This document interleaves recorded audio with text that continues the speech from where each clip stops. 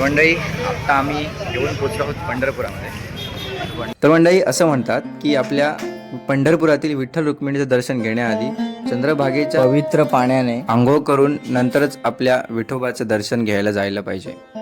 पण आम्हाला आंघोळ तर जमणार नाही, पण हातपाय धुवून स्वच्छ नंतर मग आम्ही विठ्ठलाच्या दर्शनासाठी निघणार आहोत. तिथून पंढरपुरामध्ये विठ्ठलाच्या दर्शनासाठी आलेला प्रत्येक भाविक हा भक्त पुंडलिकाचं दर्शन घेऊनच नंतर मग विठ्ठलाचं दर्शन घेण्यासाठी, विठ्ठल रुक्मिणीचं दर्शन घेण्यासाठी मंदिराकडे जातात. ज्याच्यामुळे कृष्णदेव भक्त पुंडलिकाची आई वडिलांची सेवा करताना पाहून त्याच्यावरती प्रसन्न होऊन ते पंढरपुरामध्ये आले होते आणि त्यांनी आई वडिलांची सेवा करत असताना तिथे कृष्ण भगवान, कृष्णदेव प्रकट झाले. म्हणून भक्त पुंडलिकाने त्यांच्या पायाखाली एक वीट फेकली आणि त्या विटेवरती कृष्ण भगवान म्हणजे कृष्णदेव उभे राहिले. आणि अजूनही कृष्णदेव तिथे विठ्ठलाच्या म्हणजेच पांडुरंगाच्या स्वरूपात विठ्ठल या नावाने तिथे अजूनही युगे 28 उभे आहेत.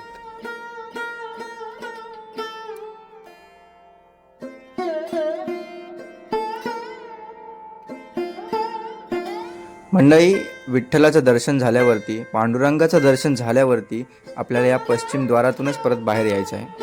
युगे 28 उभा विठू विठेवरी, धन्य झाली चंद्रभागा, धन्य ती पंढरी. पंढरी ये नगरी, जणू वैकुंठ भुवरी, विठू रायाची नगरी. असे खूप छान छान अभंग, विठ्ठलाचे अभंग आपल्याला भरपूर काही सांगून जातात. मंडळी, मी पंढरपुरामध्ये तिसरी वेळ आहे माझी पंढरपुरामध्ये यायची. मी सुरुवातीला आलो होतो जेव्हा 2-3 वर्षाचा होतो तेव्हा आलो होतो. त्यानंतर मग मला 6वी-7वीला जेव्हा कळायला लागलं होतं तेव्हा मी मम्मी आणि पप्पांसोबत आणि बाबांसोबत आलो होतो शेर्डीकडून. म्हणजे शेर्डीतून जे आत्या वगैरे येतात त्यांचे दरवर्षी 6 महिन्याने त्यांची वारी असतेच पंढरपूरला.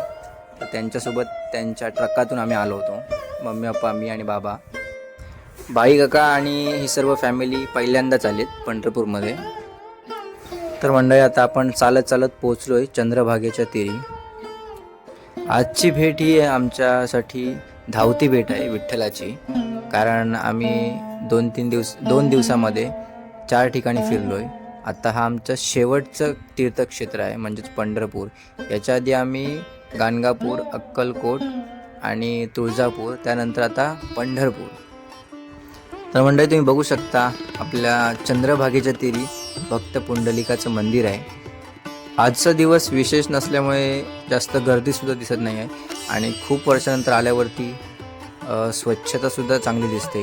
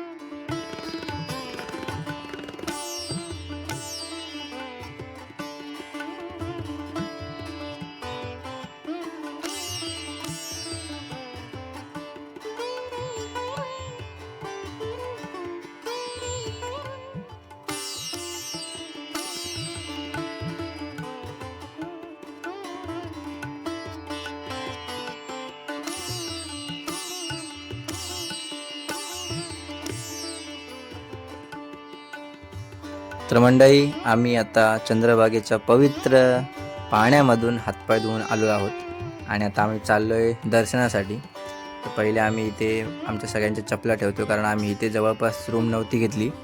तर इथे आता आम्ही एका ठिकाणी चपला ठेवल्या आहेत आणि आता वरून जी माणसं जात आहेत ते सुद्धा विदाऊट चप्पल जात आहेत.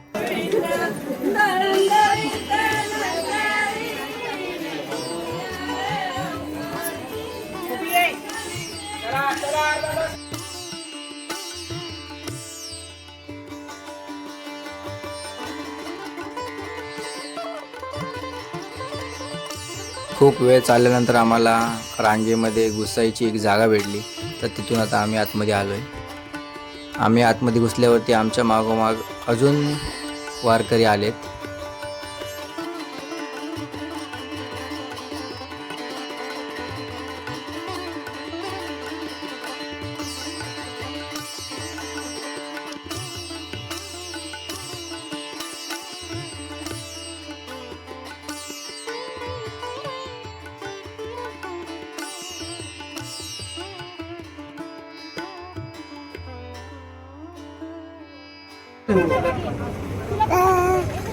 आतमध्ये आलो ना.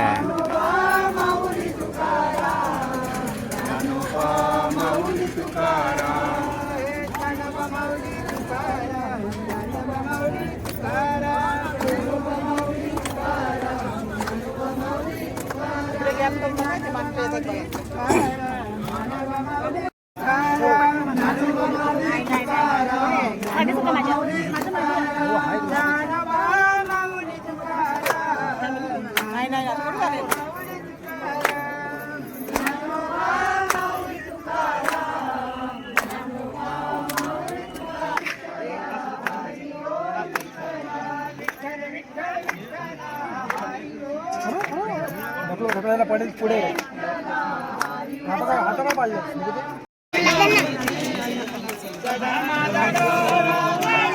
नाही संपलंय.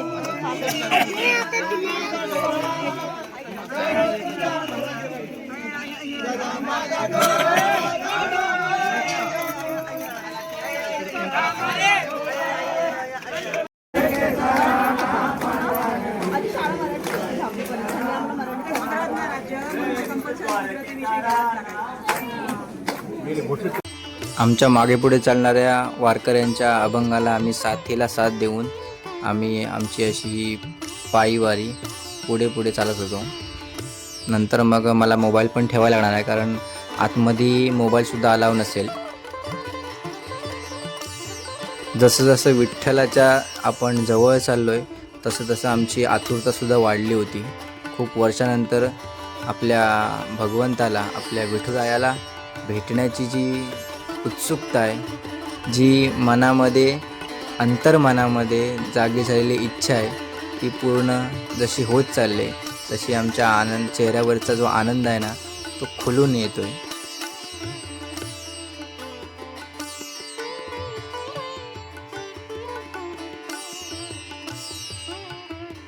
तर मंडळी, आपल्याला विठ्ठल रुक्मिणीचं दर्शन झालं आहे आणि पश्चिम द्वारातून आपण बाहेर आलो आहे.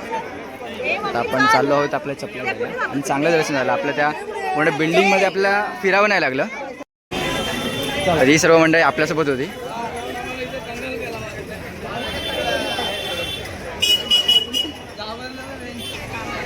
आपण इकडूनच खाली गेलो होतो आणि त्या साईडला चप्पल आहे ना, त्या साईडला आपण आता आणायला चाललो आहे.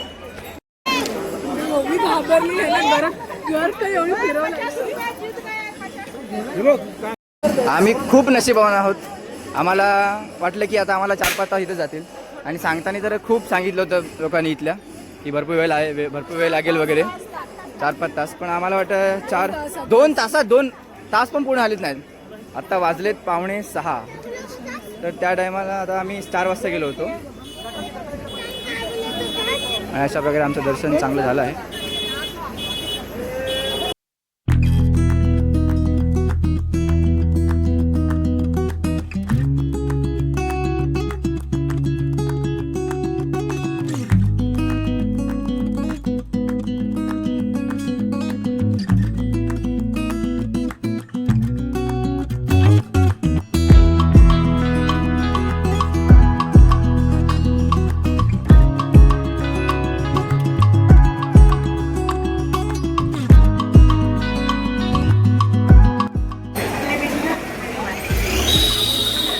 म्हणजे ही जी बिल्डिंग आहे ना, तिथून ती परिक्रमा असते तेव्हा गर्दी असते ना, आषाढी एकादशीला वगैरे, या बिल्डिंगमध्ये आपल्याला फिरावं लागतं. वर चढतच खाली यावं लागतं, नंतर मग दर्शन होतं. तर आता आपलं त्यावेळेस दर्शन लवकर झालं आहे. आपल्यावरती फिरावं नाही लागलं. आपण 8 दिवसाला आलो, ज्या दिवशी गर्दी नसते.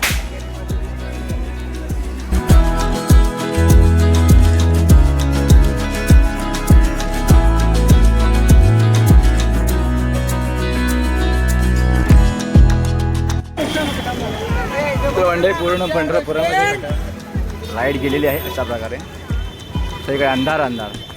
आम्ही आता इथून पुढे जाणार आहोत सिद्धेश्वर मंदिराला.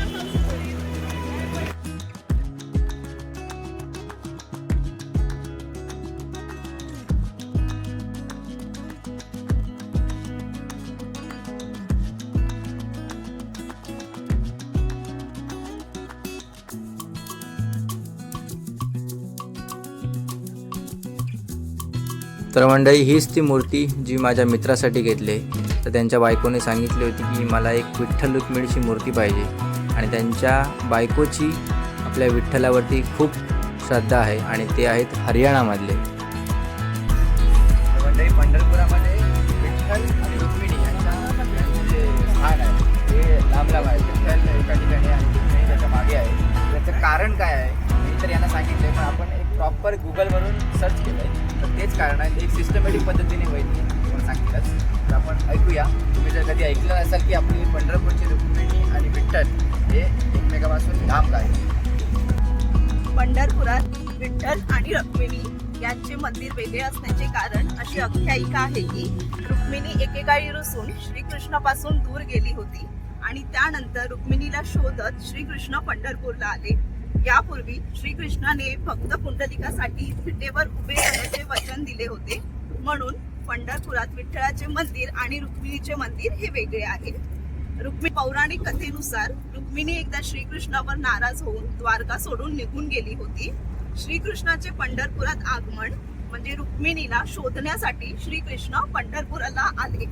पुंडलिकाची भक्ती येताना ते भक्त पुंडलिकाच्या घरी थांबले. पुंडलिकाच्या भक्तीने प्रसन्न होऊन श्रीकृष्णाने त्यांच्या विनंतीनुसार विटेवर उभे राहण्याचा स्वीकार केला. त्यामुळे